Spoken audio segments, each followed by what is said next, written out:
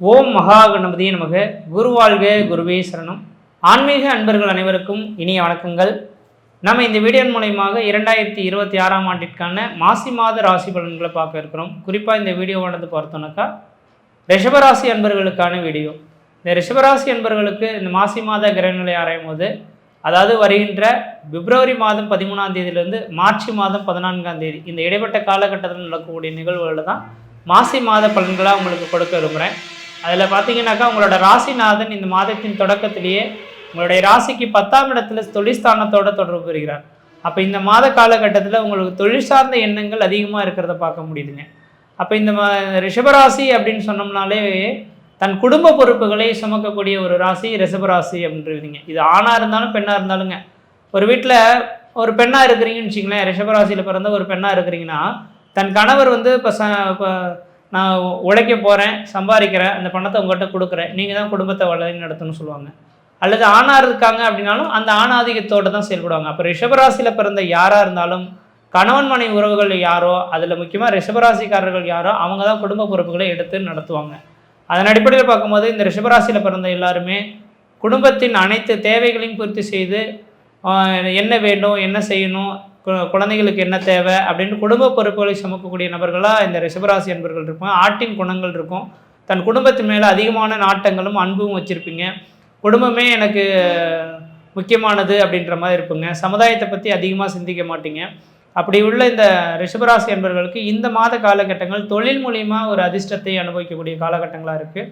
அப்போ இந்த நேர காலகட்டத்தில் இந்த மாசி மாதத்தில் நீங்கள் ஏதாவது தொழில் தொடங்கணும், உத்தியோகங்கள் செய்யணும் அப்படின்னு நினச்சிங்கன்னா யோசிக்காமல் இந்த மாத காலகட்டத்தில் புதுமையான ஒரு தொழில் தொடங்குவதற்கும் உத்தியோகம் பார்ப்பதற்குமான ஒரு உன்னதமான காலகட்டங்களாக இந்த மாத காலகட்டங்கள் உங்களுக்கு உதயமாக போகுதுங்க. அது மட்டும் போதாதுன்னு குரு பகவான் குடும்பஸ்தானத்தில் நின்றிருக்கிறார். இப்போ குடும்பஸ்தானத்தில் குரு இருக்கக்கூடிய காலகட்டம் வரலுமே உங்களுக்கு குடும்பத்தில் ஒரு சுப நிகழ்வுகளும் சுபகாரியங்களும் அழியா சொத்து சேர்க்கையும் வீடு மனை வாசல் வாங்குவது, கட்டுவது, குடிபெயர்றது, குலதெய்வத்துக்கு செய்ய வேண்டிய சடங்கு செய்கிறது, திருமணம், காதுகுத்து, மொட்டடிக்கிறது மாதிரியான ஒரு சுப நிகழ்வுகளை 2026ஆம் ஆண்டு ஜூன் மாதம் 1ஆம் தேதி வரலும் உங்களுக்கு நடக்க இருக்க போகுதுங்க. பணம் பல வழியிலேருந்து உங்களுக்கு வரவேற்கப்பட போகுதுன்றீங்க. ஏன் என்ன காரணம் அப்படின்னு பார்த்தீங்கன்னாக்கா, இந்த சுக்கிர பகவான் சொல்லக்கூடிய கிரகம் மாதத்தின் தொடக்கத்தில் உங்கள் ராசிநாதன் 10ஆம் இடத்திலோட தொடர்பு பெறுகிறார். மாதத்தின் பிற்பகுதியில், அதாவது மாசி 17ஆம் தேதிக்கு பிறகு, அதாவது மார்ச் 1ஆம் தேதியிலிருந்து மார்ச் 14ஆம் தேதி காலகட்டத்தில் உங்கள் ராசிக்கு 11ஆம் இடமான லாபஸ்தானத்தில் இந்த சுக்கிர பகவான் உட்கார்ந்துருக்க போகிறாருங்க. அப்போ லாபங்கள் அதிகரிக்க போகுது.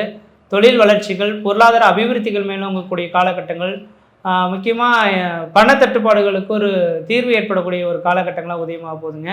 வெகு நாட்களே யாரும் கொடுக்காத பணங்கள் யாராக இருந்தாலும் இந்த நேரத்தில் பணங்கள் உங்களுக்கு பல வழியில் கிடைக்க போகுதுங்க. அதுவும் குறிப்பாக சொல்ல வர பாருங்க, மார்ச் 1ஆம் தேதியிலிருந்து மார்ச் 14ஆம் தேதி இந்த இடைப்பட்ட காலகட்டத்தில் உங்களுக்கு வருமானங்கள் அதிகரிக்கும். என்றைக்கே உழைச்சிருப்பீங்க, இந்த நேர காலகட்டத்தில் அதுக்கான ஊதியங்கள் பெறக்கூடிய காலகட்டம் உருவாகும். அது சுக்கிரன் உச்சபலம் பெற்றார் அப்படின்னாக்கா அளவுக்கு மீறிய, அதாவது இந்த நேர காலகட்டத்தில் தான் நீங்கள் வரக்கூடிய வருமானத்தை சரியான வழியில் நீங்கள் தேர்ந்தெடுத்துடணும். ஒருவேளை பெரிய ஏதாவது எல்ஐசி அல்லது ஏதாவது காப்பீடு அப்படின்ற மாதிரி வந்தாலோ, உயில் சொத்துகள் அப்படின்ற மாதிரி வந்திருந்தாலோ, இதெல்லாம் சரியான விதத்தில் நீங்கள் தேர்ந்தெடுத்து ஒரு சரியான முதலீடுகளில் நீங்கள் போட்டுட்டீங்க அப்படின்னாக்கா இது பல்லாண்டு காலம் மிகவும் ஒரு உன்னதமான ஒரு அமைப்புகளை ஏற்படுத்திக்கிறோம். இப்போ மார்ச் 1ஆம் தேதியிலேருந்து மார்ச் 14ஆம் தேதி காலகட்டத்தில் நடக்கக்கூடிய அந்த திடீர் அதிர்ஷ்டத்தை சரியான வழியில் பயன்படுத்திங்க. இப்போ சரியான வழினாக்கா அழியா சொத்துகள், ஏதாவது நிலம் வாங்குன்றது அப்படின்னாக்கா நிலம் வாங்கி போடுங்க. வீடுமனை வாசல் திருத்தி அமைக்கணும்னு நினச்சிங்கன்னா திருத்தி அமைங்க. குடும்பத்துக்கு சுப நிகழ்வுகள் செய்யணும். யாருக்கா குழந்தைங்களுக்கு திருமணமாகாத நபர்களுக்கு உங்களோட குழந்தைகள் இருக்காங்கன்னா அவங்களுக்கு திருமணம் பண்ணி வைக்கிறது, காதுகுத்து, மட்டடிக்கிறது, இது மாதிரி சுப செலவுகள் செய்துக்கிறது, வீட்டுக்கு தேவையான ஆடம்பர பொருட்களை வாங்கி குவிக்கிறது, வண்டி வாகனங்கள் வாங்குவது. ஏன்னா நான் சுக்கிரனோட அமைப்பு அப்படின்னாவே வண்டி வாகனங்கள் வாங்குவது, இந்த மாதிரியான அமைப்புகளுக்கு இந்த மாத காலகட்டம் சிறப்பாக இருந்திருக்கு. அதில் குறிப்பாக பார்த்தீங்கன்னாக்கா இந்த மாதத்தின் தொடக்கத்தில், அதாவது பிப்ரவரி மாதம் 13ஆம் தேதியிலேருந்து பிப்ரவரி 28 தேதி காலகட்டத்தில் பார்த்தோம் அப்படின்னாக்கா அந்த சுக்கிரனோட ராகு சம்மந்தப்படுவார். அப்போ தெளிவாக ஒரு விஷயங்கள் சொல்ல வரங்க, இந்த மாத காலகட்டத்தில் உங்களுக்கு திடீர் அதிர்ஷ்டங்களும் திடீர் பணவரவும் வரதில் எந்த விதத்தையும் குறைகள் கிடையாது. புகழுக்கும் எந்த விதத்தையும் குறைகள் கிடையாது. அதே நேரத்தில் ராகுவுடன் சுக்கிரன் சந்திக்கக்கூடிய பிப்ரவரி 13லேருந்து பிப்ரவரி 28 காலகட்டங்கள் பெண்களால் அவச்சொற்கள், அவமானங்களை சந்திக்கக்கூடிய ஒரு அமைப்புகள் உருவாகும். அந்த நேரத்தில் மட்டும் யாராவது ரிஷபராசியில் பிறந்தவங்களா இருந்தால் எதிர் பாலினத்தவர் மேலே கொஞ்சம் கவனமாக இருக்கணுங்க. தேவையில்லாத நபர்களோட நீங்கள் அந்த பேச்சுவார்த்தைகள் வச்சுக்கக்கூடாது. தன் வேலை உண்டு தான் பொழப்புன்ற மாதிரி அமைதி காத்துக்கொள்ளணும். இந்த நேர காலகட்டத்தில் கொஞ்சம் ஒரு சில தவறான வழியில் நடக்கக்கூடிய நபர்களுக்கு கோர்ட்டு கேஸ் வாயில்களையும் கூட சந்திக்கிறதுக்கான வாய்ப்பு உண்டு. சார் இப்போ தானே சொன்னீங்க எல்லாருக்கும் யோகமாக இருக்குன்னு, அப்புறம் இதுனாக்கா இதை மாதிரி சொல்கிறீங்களேனாக்கா இதுதான் விதிங்க. ஏன்னா ராகு பகவானோட எந்த கிரகங்கள் சம்மந்தப்படுதோ அந்த காரகத்துவத்துக்கு வலிமை குறைந்து போகும். அது இந்த காலகட்டத்தில் ராகு சுக்கிரனோட இணைவு பெறதுனால இந்த விதிகள் இருக்குது. கொஞ்சம் எச்சரிக்கையாக இருக்கிறதும் உங்களோட அறிவின் திறமை. அதே வேளையில் இது மாதிரி ஏதாவது பிரச்சனைகள் பெண்களாலேயோ அல்லது ஆண்களாலேயோ யாருக்கும் இந்த ரிஷபராசி அன்பர்களுக்கு பிரச்சனைகள் அப்படின்றது வருது அப்படின்னாக்கா அது சிற்றின்பத்தால் தான் வர்றதுக்கான வாய்ப்புகள் உண்டு. அப்படி வருதுனாக்கா இதுக்கு ஏதாவது பரிகாரங்கள் இருக்கா, இது முன்கூட்டியே வரக்கூடியதை தவிர்த்து கொள்ள முடியுமா அப்படின்னாக்கா முக்கியமாக சொல்ல வரேங்க. இந்த கிரக இணைவுகள் அப்படின்றது பார்த்தீங்கன்னாக்கா ஒரு கிரகம் ஒரு கிரகத்தை தொடர்பு பெறக்கூடிய காலகட்டத்தில் தான் அது யோகமாகவும் அது பிரச்சனைக்குரியதாகவும் மாறதை பார்க்க முடியுதுங்க. அப்போ அந்த கிரகத்தை ஒரு கிரகத்தை விட்டு டச் பண்ணிவிட்டு விலகி போயிடுச்சுனாக்கா அது திரும்ப சுற்றி வர வரணும், பிரச்சனைகள் வராது. அப்போ எடுத்துக்காட்டுக்கு சொல்லணுன்னாக்கா ஏதாவது ஒரு இதே போக்குவரத்து துறையிலே பார்த்தீங்கன்னாக்கா இப்போ டிராஃபிக் போலீஸ் இருக்காங்க இல்லைங்களா, கரெக்டாக அந்த டிராஃபிக் போலீஸ் இந்த நேரத்தில் ஒரு 5 மணிலேருந்து 6 மணி வரலாம் ஒரு இடத்துல நின்றுட்டு வண்டி வாகனங்களை சோதனை பண்ணிகிட்டு இருக்காங்கனாக்கா ஒரு அந்த குறிப்பிட்ட நேரம் அவங்க எந்த நேரம் எப்பொழுதுமே 24 ஹவர்ஸ் அந்த இடத்துல இருக்க போகிறது கிடையாது. அது குறிப்பிட்ட நேரம் மட்டும்தான் இருக்க போகிறாங்க. அந்த நேரத்தில் நாம் அந்த நேரத்தில் அந்த வழியாக பயணிக்காமல் இருந்துட்டா நம்ம எந்த ஒரு டாக்குமெண்ட்டையும் கொடுக்க வேண்டிய அவசியமே கிடையாது. நமக்கு சரியான டாக்குமெண்ட் வச்சுருந்தாலுமே அதனால் பிரச்சனைகள் வரதுக்கான வாய்ப்பு உண்டு. கொஞ்சம் நேரம் நின்று அவங்களுக்காக பதில் சொல்லணும்.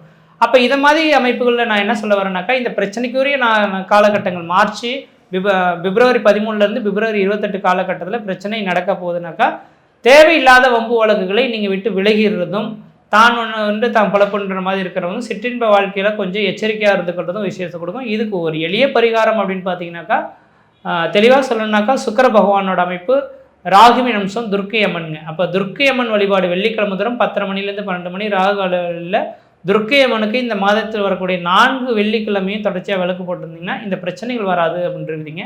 இதை மட்டும் எடுத்துக்கிட்டோன்னா வாழ்க்கை சிறப்பாக இருக்குன்ற விதி. மற்ற விதத்தில் எந்த தோஷங்கள் பாதிக்கூடிய சீரும் சிறப்புமாக இருப்பீங்க, நலமாக இருப்பீங்க. நன்றி, வணக்கம். ரிஷபராசி நேயர்களே, ரிஷப ராசியில் பிறந்த உங்களுக்கு இந்த மாசி மாதம் எந்த மாதிரியான ஒரு மாற்றங்களை கொடுக்க போறார் அப்படின்னு பார்த்தீங்கன்னா, பொதுவாக காலப்புருஷ தத்துவத்துப்படி 2வது ராசின்னு சொல்லக்கூடிய ராசி தான் உங்கள் ராசி ரிஷபராசி. இந்த ரிஷபராசிக்கு இந்த மாசி மாதம் எந்த மாதிரியான ஒரு மாற்றங்களை கொடுக்க போறாரு அப்படின்னு பார்த்தீங்கன்னா, பொதுவாக உங்களுடைய ராசியாதிபதி யாருன்னு பார்த்தா சுக்கிர பகவான். அதாவது கொடுக்குறவர் கூரை பிச்சுக்கிட்டு கொடுப்பார் சுக்கிரன்னு சொல்லுவாங்க. அவர் தான் உங்கள் ராசிக்கு அதிபதி. அந்த சுக்கிர பகவான் இப்போ உங்களுக்கு எங்கே இருக்கிறாருன்னா 10ஆம் இடத்துல உட்காந்துருக்கிறார். 10ஆம் இடம் சொல்றதை நம்ம என்ன இடம் சொல்றோம்? அதாவது தொழில் ஸ்தானம். பொதுவாக ஒவ்வொரு மனிதருக்குமே நம்ம எதிர்பார்க்குற முதல் கேள்வி என்னன்னா, தொழில் நமக்கு இந்த மாதம் நல்லா இருக்குமா எதிர்பார்க்குறோம் இல்லைங்களா? அப்போ அந்த தொழில் ஸ்தானம் நல்லா இருந்தால் தான் நமக்கு 4 காசு சம்பாதிக்க முடியும். 4 காசு சம்பாதிச்சாதான் நம்மளால நிம்மதியாக இருக்க முடியும், சந்தோஷமா இருக்க முடியும், அடுத்த லெவலுக்கு நம்ம மூவ் பண்ணி போக முடியும். அப்ப உங்க ராசிக்கு அதிபதினு சொல்லக்கூடிய சுக்கிரன் இப்ப 10ஆம் இடத்துல இருக்கிறார். அற்புதமான வாய்ப்பு. 10ஆம் இடத்துல அவர் மட்டும் தனிச்சிருக்கிறாரான்னு பார்த்தா கிடையாது. 10ஆம் இடத்துல சுக்கிரனோட அதாவதுன்றது புதனும் ராகு சூரியன் இந்த 4 கிரகங்கள் சேர்ந்து இருக்கு. பொதுவா ராகு பகவான் பழமொழி என்ன சொல்றோம்? ராக போல கொடுப்பார் இல்லை, கேதை போல கெடுப்பார் இல்லைன்னு சொல்லுவோம். அந்த ராகுவோட அதாவதுன்றது புதன் இருக்கிறார். புதன் பகவான் அந்த 10ஆம் வீட்டுல 14 தேதி வரைக்கும் பார்த்தீங்கன்னா அவர் இயல்பு நிலையில தான் இருப்பார். 14ஆம் தேதி அன்னைக்கு என்ன பண்றாருன்னா, அந்த புதன் பகவான் கும்பராசியில வக்ரம் ஆகிறார். அப்ப வக்ரம் ஆகும்போது அவர் இயல்புக்கு மாறாக வேலை செய்வார். அப்ப இந்த படிப்பு சார்ந்த விஷயங்கள் இருக்கு பாத்தீங்களா, அது உங்களுக்கு இந்த 14 தேதி வரைக்கும் உங்களுக்கு நல்லா இருக்கும். 14 தேதிக்கு மேல ஏன்னா கல்விக்கு அதிபதி யாருன்னா புதன் தான். அந்த புதன் பகவான் 14ஆம் தேதி வக்ரம் ஆகிறதுனால அதாவது இயல்புக்கு மாறாக வேலை செய்வார். அப்ப படிப்புல கொஞ்சம் தாமதப்படுத்துவான். அதே மாதிரி படிச்சுட்டு வேலையை ட்ரை பண்ணிட்டு இருக்கிறவங்களுக்கு கொஞ்சம் ஸ்லோவாக தான் வேலை செய்யும். பணம் கட்டி வேலை வாங்கிடலாம், முயற்சி எடுத்து வெளியில போயிடலாம், ஒருத்தர் நம்பிக்கிட்டு இருக்கிறங்க அந்த வேலை வாய்ப்புகள் கிடைக்குமா, அந்த மாதிரி தொழில் சார்ந்த விஷயங்கள் எல்லாமே எனக்கு கண்டிப்பா டிலே ஆகும். ஏன் சொல்றேன்னா, இப்ப அந்த கல்விக்கு அதிபதி தொழில் ஸ்தானத்துல போய் வக்ரம் ஆகிறது அந்த அளவுக்கு நல்லது இல்லை. அது குறிப்பா 10ஆம் இடத்துல தொழில் ஸ்தானம் இல்லைங்களா. அதனால இந்த படிப்பு சார்ந்த தொழில் ரீதியை எதிர்பார்க்கிறவங்களுக்கு 14 தேதி வரைக்கும் பிரச்சனை இல்லை. 14 தேதிக்கு மேல கண்டிப்பா கொஞ்சம் மன அலைச்சலோட தான் நமக்கு வேலை செய்யும். அதனால கொஞ்சம் கவனமா இருக்கிறது நல்லது. முடிஞ்ச வரைக்கும் கொஞ்சம் பாஸ்டா வேலை செய்யுங்க. 14 தேதிக்குள்ள கொஞ்சம் முடிகிற மாதிரி வேலை செய்யுங்க, நிச்சயம் நல்லது நடக்கும். சரிங்களா. அதே சமயத்துல பார்த்தோன்னா உங்களுடைய ராசியாதிபதி சுக்கிர பகவானும் இன்னைக்கு அதே வீட்லயே தொழில் ஸ்தானத்துல உட்கார்ந்து இருக்கிறதுனால இன்னைக்கு சுக்கிரனும் பாருங்க 17 தேதி வரைக்கும் தான் தொழில் ஸ்தானத்துல இருக்கிறார். அதுக்கு மேல என்ன பண்றாருன்னா 10ஆம் இடத்துல தொழில் ஸ்தானத்துல கும்பராசியில் இருந்து அடுத்தது 17ஆம் தேதி அன்னைக்கு பாத்தீங்கன்னா அவர் மீன ராசிக்கு பயிற்சி ஆயிடுவார். மீன ராசிக்கு பயிற்சானா இன்னும் உங்களுக்கு நல்லது. ஏன்னா உங்க ராசியாதிபதி சுக்கிர பகவான் உச்சமடைகிற ஒரு வீடு எதுன்னு பார்த்தீங்கன்னா மீன ராசி தான். அப்போ உச்சம்னா என்னங்க அப்படின்னு நீங்க கேட்கலாம். அதாவது ஒரு கிரகம் 100 டிகிரியில் இருக்கும்போது உச்சமடையும் போது அந்த கிரகம் 200 டிகிரிக்கு போய் அவர் நல்லது பண்ணுவார். அதே நீச்சம் அடையும் போது அந்த கிரகம் 100 டிகிரியிலிருந்து 0க்கு வந்துருவாரு, சுத்தமா வேலை செய்ய மாட்டார். இதுதான் ஜோதிட சாஸ்திரம். அப்போ உங்களுக்கு பார்த்துட்டீங்கன்னா 14ஆம் தேதிக்கு மேல புதன் செயல் இழந்துருவார்னு சொல்லியிருந்தேன்.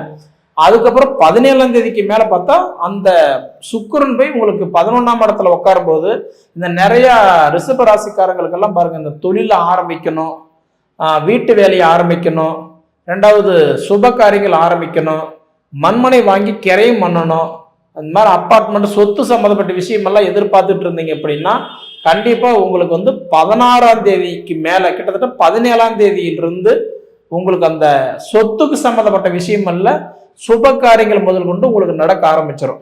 அதாவது ரொம்ப நாளா பெண்டிங்கில் இருக்கிற விஷயம் உங்களுக்கு அதை நடக்க ஆரம்பிச்சிடும். ஏன்னா உங்க ராசியாதிபதி உச்சம் அடைகிறாரு. அப்ப உச்சம் அடையும் போது நீங்க நினைச்ச மாற்றங்கள் எல்லாமே உங்களை தேடி வரும். பொண்ணும் பொருளும் பேரும் புகழும் உங்களை தேடி வரதுக்கு உண்டான வாய்ப்பு இருக்கு. நீங்க ரெண்டை பிரிச்சுக்கோங்க. ஃபர்ஸ்ட் 16 தேதி வரைக்கும் தொழிலுக்கு சப்போர்ட் பண்ணுவார்.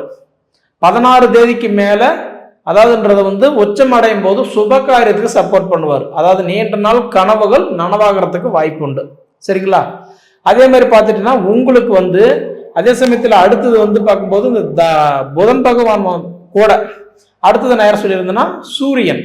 உங்களுக்கு சுகஸ்தானத்துக்கு அதிபதி சூரியனும் இந்த மாதத்துல அதாவது மாசி 1ஆம் தேதியிலிருந்து மாசி மாசம் 30 தேதி வரைக்கும், ஏன்னா மாசி 30 தேதி இந்த 30 நாட்களுமே பாருங்க, அதாவது சுகஸ்தானத்துக்கு அதிபதி சூரியன் போய் அவருமே உங்களுக்கு 10ஆம் இடத்துல தான் உட்கார்ந்துருக்கிறார். மாத கிரகன் சொல்லக்கூடிய சூரிய பகவானும் அவர் உங்களுக்கு 10ஆம் இடத்துல இருக்கிறார். ஒவ்வொரு மாதமும் இந்த வரவு செலவை நிர்ணயிக்கிறதெல்லாம் யாருன்னா சூரியன் தான். இந்த நவகிரகமே யார் கண்ட்ரோல் இருக்கு? சூரியனோட கண்ட்ரோல் தான் இருக்கு. அப்ப இந்த மாத பலன் யாரை அடிப்படையா வச்சு பார்க்கிறோம்? சூரியன் அடிப்படையா தான் வச்சு பார்க்கிறோம். அந்த சூரியனு உங்களுக்கு 10ஆம் இடத்துல, குறிப்பா அதுவும் தொழில் ஸ்தானத்துல இன்னைக்கு பாத்தீங்கன்னா சூரிய பகவான் அதாவது நட்பா இருக்கக்கூடிய ராசி பார்த்தா 3 ராசி தான். தனுசு ராசி, கும்பராசி, மீன ராசி. இந்த 3 ராசியில மட்டும்தான் பாருங்க சூரியன் நட்பா இருப்பார். ஏன்னா இந்த 3 வீட்டுக்கு மட்டும்தான் அவர் ஒரு நண்பனா இருப்பார். அப்ப கும்பராசியில இப்ப சூரியன் நட்பு குடையவன உட்கார்ந்துருக்கக்கூடிய காலம் இந்த மாசம். அது குறிப்பா 10ஆம் இடத்துல இருக்கிறதுனால ரிஷப ராசியில பிறந்த உங்களுக்கு நிறைய பேருக்கு பாருங்க, அதாவது டெம்பரவரியா இருக்கிறவங்களுக்கு பர்மனன்ட் ஆகிறதுக்கு வாய்ப்பு உண்டு. அதே சமயத்துல தொழில் இல்லாதவங்களுக்கு தொழில் அமையறதுக்கு வாய்ப்பு உண்டு. முயற்சி எடுத்து அது தடையா இருந்தவங்களுக்கு இந்த மாசம் அந்த முயற்சி வெற்றியாகிறதுக்கு ஒரு வாய்ப்பு உண்டு. பொதுவாகவே இந்த மாசம் பார்த்துட்டீங்கன்னா ரிஷப ராசிக்கு எண்ணம் போல் வாழ்க்கைன்னு சொல்லுவாங்க.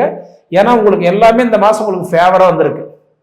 உங்க ராசிக்கு அதிபதி உங்களுக்கு தொழில் ஸ்தானத்திலிருந்து நல்லதை பண்ணிட்டு அடுத்தது உச்சம் அடைஞ்சு உங்களுக்கு பலன்கள் கொடுக்குறாரு. இது ஒரு ஃபர்ஸ்ட் ஒரு நல்ல விஷயம். அடுத்தது உங்களுக்கு சுகஸ்தானத்துக்கு அதிபதி சூரியன் போய் அவர் நட்புக்குடைய கிரகமா உட்காந்து அவர் சில மாற்றங்கள் எல்லாம் உங்களுக்கு கொடுக்குறாரு. அந்த மாற்றம் நீங்க வெளிநாடு போறதா இருக்கலாம், வெளி மாநிலம் போறதா இருக்கலாம், சொந்த தொழில் செய்யறதா இருக்கலாம், கிரையம் பண்றதா இருக்கலாம், வீடு ஆல்ட்ரேஷன் பண்றதா இருக்கலாம், என் வீட்டில் சுபகாரியம் பண்ணுறதா இருக்கலாம். இது நடக்கிறதுக்கு ஒரு வாய்ப்பு உண்டு. சரிங்களா? அடுத்தது பார்த்துட்டீங்க அப்படின்னா அந்த உங்களுக்கு சூரியன், சுக்கிரன், புதன் கூடவே பாருங்க 10ஆம் இடத்துல ராகு உட்கார்ந்துருக்கிறார். அப்ப ராகு பகவான் வந்து பார்த்தோம்னா உங்களுக்கு அற்புதமா உட்கார்ந்துருக்கிறார். ராக போல கொடுப்பார் இல்லை, கேதை போல கெடுப்பார் இல்லை. அப்ப அந்த ராகுன்றது எத்தனாம் இடத்துல? 10ஆம் இடத்துல தொழில் ஸ்தானத்துல உட்கார்ந்துருக்கிறார். அப்ப இந்த பூர்வீக சார்ந்த கடன் பிரச்சனை, குடும்ப பிரச்சனை, தொழில் பிரச்சனை, இந்த மாதிரிலாம் இருக்கிறவங்களுக்கு எல்லாம் பாருங்க இந்த மாசம் ஓரளவுக்கு நல்லா இருக்கும். சரிங்களா? அது போக உங்களுக்கு சனி பகவான் உங்களுக்கு வந்து பார்த்தீங்கன்னா இப்ப இயல்பு நிலையில் இருக்கிறார். இயல்பு நிலைன்னா முன்னோக்கி வந்துட்டு இருக்கிறார். அப்ப மீன ராசியிலிருந்து சனி பகவான் உங்க ராசி தான் 3ஆம் இடமா பார்த்துட்டு இருக்கிறார். அப்ப பொதுவா சனி பார்வை 3, 7, 10 3 வீட்டை பார்ப்பாரு. சனி பகவானே உங்க ராசிக்கு 3ஆம் இடமா பார்த்து உங்க ராசிக்கு 11ஆம் இடம் லாப சனியா இருக்கிறதுனால கண்டிப்பா வந்து பார்த்தீங்கன்னா, ஏன்னா சனி பகவான் யாரு? தொழிலுக்காரகன், தொழிலுக்கு அதிபதி, கர்ம வினைகளுக்கு ஏற்ற பலன்களை கொடுப்பவர் யாருன்னா சனி மட்டும்தான். நீதிமான் சொல்லுவாங்க. அந்த சனி பகவானே உங்க ராசியை பார்க்கறதுனால நிச்சயமா இந்த மாசம் உங்களுக்கு நல்லா இருக்குன்றதுல மாற்றமே கிடையாது. அது போக பார்த்தீங்கன்னா இந்த மாசத்துல வந்து உங்க ராசிக்கு 2வது வீட்டுல தனஸ்தானத்துல குரு இருக்கிறாரு பாத்தீங்களா, கோச்சார குரு. அந்த கோச்சார குரு வந்து பார்த்தீங்கன்னா இந்த மாசத்துல, அதாவது ஆங்கிலத்துக்கு சொல்லணும்னா மார்ச் மாதம் 11ஆம் தேதி அன்னைக்கு, அதே உங்களுக்கு தமிழ்ல சொல்லணும் அப்படின்னா இன்னைக்கு இந்த மாசம் மாசி மாசம் 27ஆம் தேதி அன்னைக்கு குரு பகவான் வக்ர நிவர்த்தி ஆகிறார். அப்ப வக்ர நிவர்த்தி ஆயிட்டாருன்னா உங்களுக்கு தனஸ்தானத்துல இருக்கிற குரு அவர் வந்து உங்களுக்கு இயல்பு நிலைக்கு திரும்பும் போது நிச்சயமா உங்களுக்கு இந்த தடையா இருந்த காரியங்கள், ஏன்னா உங்க 2 மாச காலமாவே உங்களுக்கு நிறைய விஷயங்கள் உங்களுக்கு தடை, பணம் தடை, குடுக்கல் வாங்கல் தடை, தொழில்ல கொஞ்சம் குழப்பம், குடும்பத்துக்குள்ளார கொஞ்சம் மனசங்கடம், கணவன் மனைவிக்குள்ள கருத்து வேறுபாடு, நல்லது செஞ்சுட்டு பொல்லாப்பொன்று வாங்கிட்டு உட்காந்துருக்கக்கூடிய இந்த ரிஷபராசிக்காரங்களுக்கு நிச்சயமா உங்களுக்கு நான் சொல்ற மாதிரி இந்த மாதம் உங்களுக்கு சூப்பரா இருக்கும். ஏன்னா அடுத்தடுத்தது பாருங்க உங்களுக்கு நல்லாவே இருக்கு. சரிங்களா? இதுல முதல்ல உங்க ராசிக்கு அதிபதியே உங்களுக்கு நல்ல ஸ்ட்ராங்கா ஒரு பவர் கொடுத்துட்டாரு. அதுக்கு தகுந்த மாதிரி குரு சப்போர்ட் பண்றாரு, சூரியன் சப்போர்ட் பண்றாரு. தேவகுரு அசுரகுருன்னு சொல்லக்கூடிய சூரியனும் குருவும் 2 கிரகமும் உங்களுக்கு சப்போர்ட் பண்ணக்கூடிய இந்த காலம் நிச்சயமா ஒரு அற்புதமா இருக்க போகுது. அதனால முயற்சி எடுங்க. அந்த எடுத்து வைக்கிற ஒவ்வொரு முயற்சியுமே உங்களுக்கு சாதகமா இருக்குன்னு சொல்றதுல மாற்றமே இல்லை. இதை நீங்க அனுபவிச்சு பார்த்து சொல்லுங்க. சரிங்களா? சரி நேயர்களே, உங்க பொன்னான நேரத்தை ஒதுக்கி இவ்வளவு நேரம் என்னோட காணொலியை நீங்க முழுமையா பார்த்ததுக்கு மனசுல இருந்து கேட்டுக்கிறனுங்க. நன்றி. அடுத்து நாம் காண இருப்பது ரிஷபராசி. ராசிக்கு 2ல் குரு. இந்த கோச்சாரத்தில் ராசிக்கு 2ல் குரு. இதுவரையும் உங்கள் வீட்டில் தானே இருந்தார். மேசராசி நேயர்களுக்கு எதை எடுத்தாலும் செய்து முடிக்கணும், அதனுடைய தாக்கங்கள் அதிகம். செய்யும் தொழில் தெய்வம். அதனால தான் தனகாரனாக அவங்கள வச்சுருக்காங்க. அப்போ தனகாரனாக இருக்கும்போது எவ்வளோ கண்ட்ரோலாக இருக்கணும், எவ்வளோ மதிப்பாக இருப்பீங்க, எவ்வளோ மதிப்பீடாக இருப்பீங்க. அதனால தான் உங்களுக்கு 2ல் குரு. தனம், தானியம், கீர்த்தி, சகிதம் எல்லாத்தையும் கொடுக்கக்கூடியவர். அப்போது உங்களுடைய ராசிநாதன் உங்களுடைய ஜாதகத்தில் பாருங்கள், சூரியன், ராகு, புதன், சுக்கிரன், அப்பா 10ல் இருக்குங்க. 10ல் ப்ரொஃபஷனில், ஜாப்பில். அப்போ என்ன ஆகும்? ஏற்கனவே இந்த 2 வருஷத்துக்கு ரிஷபராசியை பற்றி கவலையே பட வேண்டாம். எக்ஸப்ட் யாரை தவிர? கடக லக்கணமும் சிம்ம லக்கணமும். கொஞ்சம் கடக லக்கணம் சிம்ம லக்கணம் 70%னா தனுசு மீனமும் ஒரு 40%.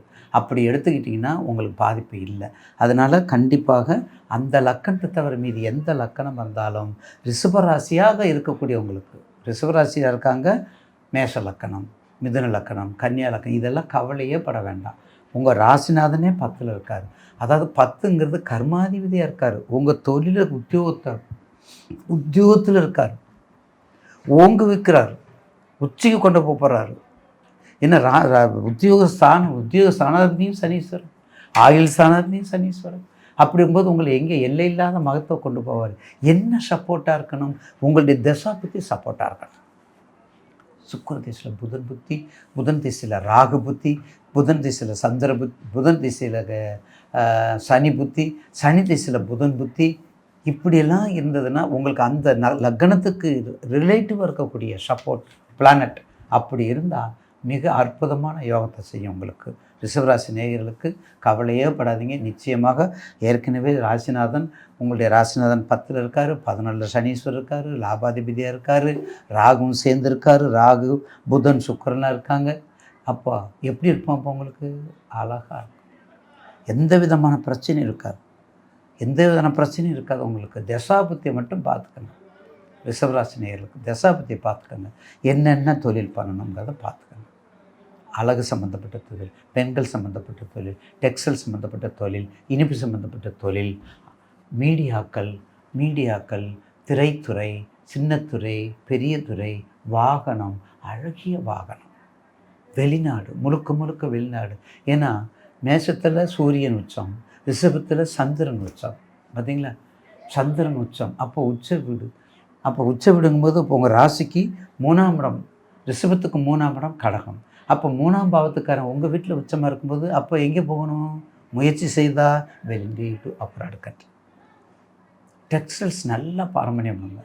டெக்ஸ்டைல்ஸை நல்லா வச்சுக்கோங்க. அழகு சம்மந்தப்பட்ட தொழில் எத்தனைக்கும் உங்களுக்கு சொந்தக்காரர் ரிஷபராசி நேயர்கள். வெளிநாட்டுக்குரியவரும் நீங்கள் தான். நல்ல தசாபத்தியை பயன்படுத்திக்கிட்டிங்கன்னா தான் இந்த 2 வருஷத்தில் அடுத்து வருது உங்களுக்கு.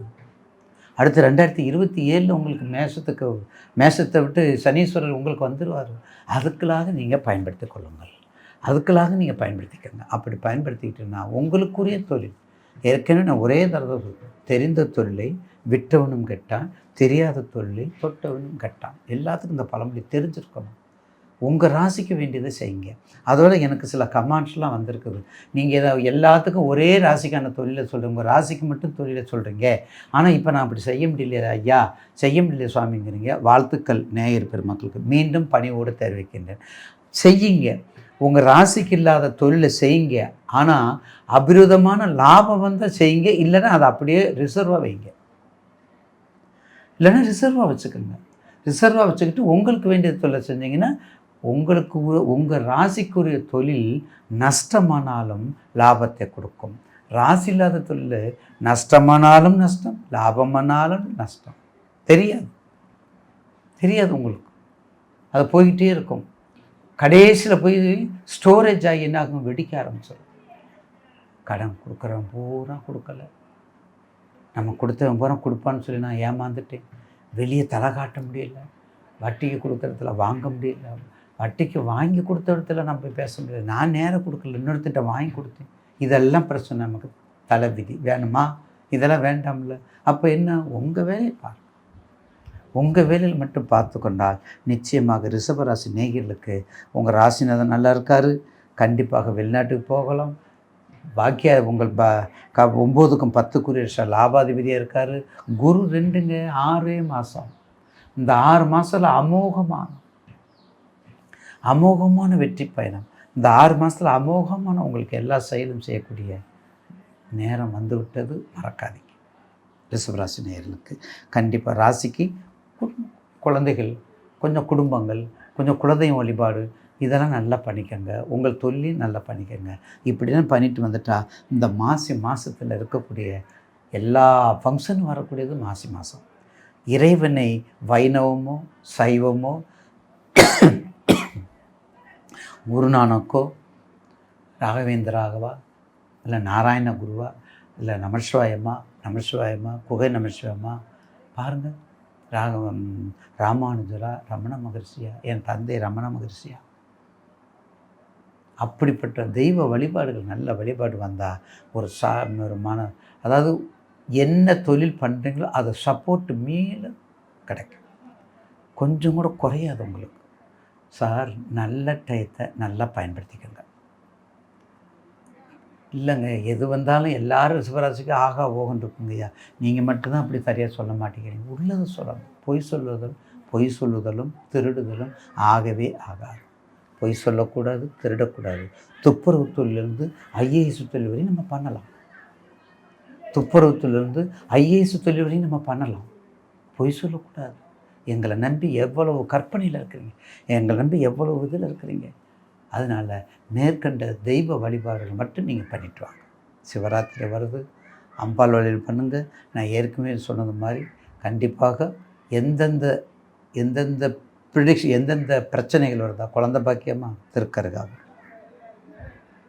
திருமணமாக திருமணஞ்சேரி, அந்த மாதிரி எடுத்துக்கோங்க. உங்கள் நட்சத்திரங்களை பாருங்கள், நட்சத்திர அதிபதி பாருங்கள், ராசிதியை பாருங்கள், நட்சத்திர அதிபதியை வெற்றி காணுங்கள். கண்டிப்பாக ரிஷப ராசி நேயர்களுக்கு மீண்டும் மீண்டும் நல்ல நேரம் உங்களுக்கு இந்த 6 மாதம் ஒரு பொன்னான நேரமாக இருக்கும் என்பதில் மாற்று கருத்து அல்ல.